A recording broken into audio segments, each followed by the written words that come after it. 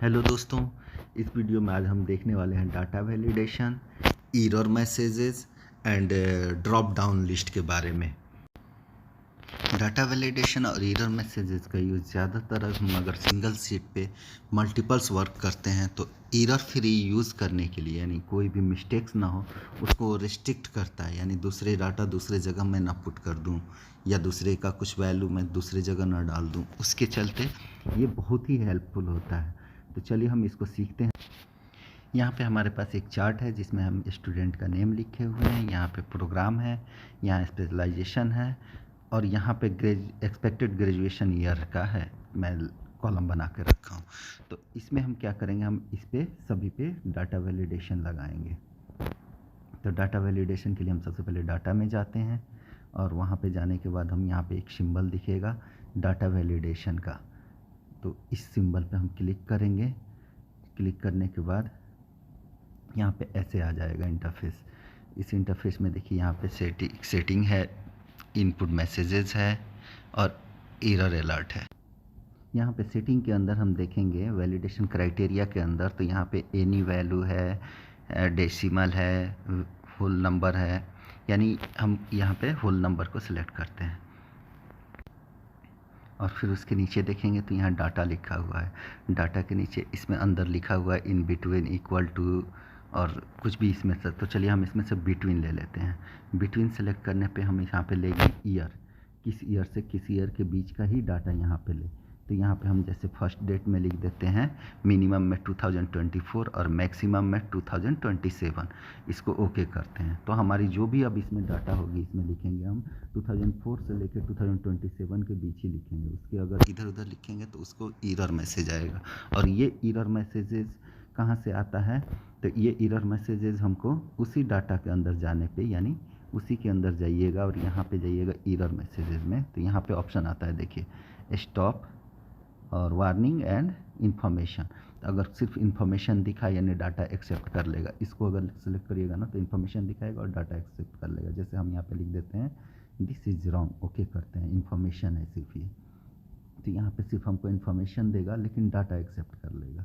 यहाँ पे देख सकते हैं ये सारी मैसेजेस लिखे हुआ है, तो ओके करने पे ये डाटा एक्सेप्ट कर लिया। लेकिन यहीं पे अगर हम इसी चीज़ को अगर हम स्टॉप सेलेक्ट करेंगे तो वहाँ पे हमारे डाटा को नहीं लेगा। जैसे कि यहाँ पे गए हम, यहाँ पे स्टॉप ले लिए और यहाँ पे हम कोई मैसेज डाल सकते हैं। जैसे इनपुट मैसेजेस में यहाँ पे टाइटल है और इनपुट मैसेजेस डिटेल्स है, तो हम इसमें कोई भी मैसेज लिख सकते हैं, जो मैसेज हमेशा वहाँ पे कर्सर जाते ही डिस्प्ले करेगा।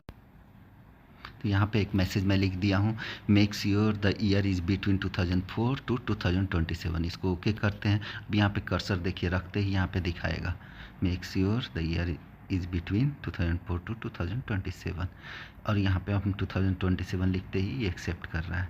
लेकिन हमने अगर इसके अलावा अगर कोई भी डिजिट यहाँ पे हम लिखेंगे तो उसको हमको नहीं दिखाएगा। इसको हम चाहें तो पूरे सेल पर अप्लाई करने के लिए यहाँ पर ड्रैग करेंगे, इसको डिलीट किया, इसको फिर नीचे तक ड्रैग कर दूंगा तो ये सभी पे हमारा अप्लाई हो जाएगा, सिर्फ एक सेल पे नहीं रहा। अब किसी भी सेल पे हम लिखेंगे तो ये एरर मैसेज देगा। तो चलिए हम दूसरा वैलिडेशन देखते हैं। दूसरा वैलिडेशन के लिए फिर उसी में जाते हैं और यहाँ से हम दूसरा वैलिडेशन सेलेक्ट करते हैं, जैसे कि टेक्स्ट लेंथ। लेकिन उससे पहले हमारा कर्सर वहाँ पे होना चाहिए। चलिए अब कर्सर वहाँ रख के फिर से हम ट्राई करते हैं। यहाँ से हम टेक्स्ट लेंथ सेलेक्ट करते हैं और यहाँ पे हम टेक्स्ट का लेंथ बनाएंगे कि कितना हमको चाहिए। ग्रेटर देन 4 लगा दिया मैं, तो ग्रेटर देन अब 4 से नीचे कुछ भी हम लिखेंगे उसको एक्सेप्ट नहीं करेगा। तो जैसे हम 4 लिखे उसको भी एक्सेप्ट नहीं किया, चूँकि हम यहाँ पे टेक्स्ट लेंथ में एरर लगाए थे। अब यहाँ पे 9 लिखेंगे तो एक्सेप्ट कर लेगा। यहाँ तक तो हम लोग डाटा वैलिडेशन देखे। अब हमको देखना है यहाँ पे drop down list. Drop down list कैसे बनता है, तो ड्रॉप डाउन लिस्ट बनाने के लिए हम कर्सर वहाँ पे ले जाकर रखेंगे पहले जहाँ पे हमको ड्रॉप डाउन लिस्ट बनाना है। तो यहाँ पे हम पहले कर्सर रखते हैं और ड्रॉप डाउन लिस्ट बनाते हैं। तो डाटा वैलिडेशन में गए, यहाँ पे लिस्ट सेलेक्ट करेंगे और यहाँ पे सोर्स, तो सोर्स हमारी डाटा देखेंगे कि कहाँ पे है। तो हमने एक डाटा पहले से बना के रखा है, यहाँ पे देखिए। तो इस डाटा में से हमारा प्रोग्राम जो है, जैसे 3 तरह के प्रोग्राम है, बिजनेस है, इंजीनियरिंग है, साइंस है। तो हम बिजनेस, इंजीनियरिंग और साइंस को सिलेक्ट करेंगे उस ड्रॉप डाउन के लिए। तो हमारा ड्रॉप डाउन वहाँ पे ओके करते ही चला आएगा। यहाँ पे आप देख सकते हैं कि ड्रॉप डाउन मेरा आ गया। अब इसको हम सिलेक्ट करके पूरे को ड्रैग कर देंगे नीचे तक। तो ड्रैग करते ही हमारे सभी में फिल हो जाएगा। इससे पहले मैं टेक्स्ट स्पेशलाइजेशन में टेक्स्ट रेस्ट्रिक्शन लगाया था, उसको मैं हटा देता हूँ। उस वैलिडेशन को यहाँ पे जैसे 4 को लगाया था तो यहाँ क्लियर करके ओके कर दिया, तो यहाँ से ये रेस्ट्रिक्शंस हट गया। अब यहाँ पे हम सिलेक्ट करके देखते हैं। यहाँ पे देखिए 3 ड्रॉप डाउन में सारा आ चुका है। तीनों को मैं बारी बारी से सिलेक्ट किया। अब हम स्पेशलाइजेशन का ड्रॉप डाउन लिस्ट बनाएंगे। तो उसको बनाने के लिए यहाँ पे हमारा डाटा है स्पेशलाइजेशन में, आप देख सकते हैं बिजनेस के अंदर ये सारी इतनी सारी कोर्सेज है, इंजीनियरिंग के अंदर ये है। और उसी तरह से हम अब इसको क्या करेंगे, हम बिजनेस को सिलेक्ट करेंगे और इसका नेम डाल देंगे इतने सेल्स का, यानी बिजनेस में जितनी भी कोर्सेज है इस सभी का हम यहाँ पे नेम डाल देंगे, जैसे बिजनेस। चलिए बिजनेस लिख लेते हैं। और उसी तरह से इन तीनों का इंजीनियरिंग का हम इंजीनियरिंग यहाँ लिख देंगे। चलिए इसको भी लिख दिए। अब क्या करेंगे, हम साइंस का भी उसी तरह से साइंस नेम यहाँ डाल देंगे। अब हमने तीनों का नेम बना लिया है।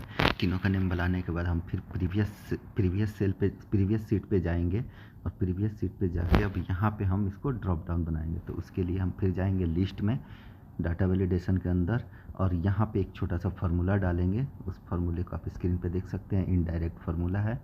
और इसके अंदर हम इस सेल को रेफरेंस में दे देंगे। तो ये बिजनेस के अंदर जितनी भी ड्रॉप डाउन लिस्ट है वो यहाँ पे हमको शो करेगा। तो आप देख सकते हैं यहाँ पे शो कर रहा है। तो अभी यहाँ पे जितनी भी हमारा बिजनेस के अंदर था वो सारा एक कॉलम में आ गया यहाँ बिजनेस के अंदर। तो इसी तरह से हम सभी को हम ड्रैग करने से पहले यहाँ पे हमने लॉक करके रखा है सेल को, तो उस सेल की लॉक को हटाते हैं। सिर्फ हमको कौन सा रखना है, डाटा हमारा सी में है, तो हम इसको नंबर से पहले का $साइन हटा दिए।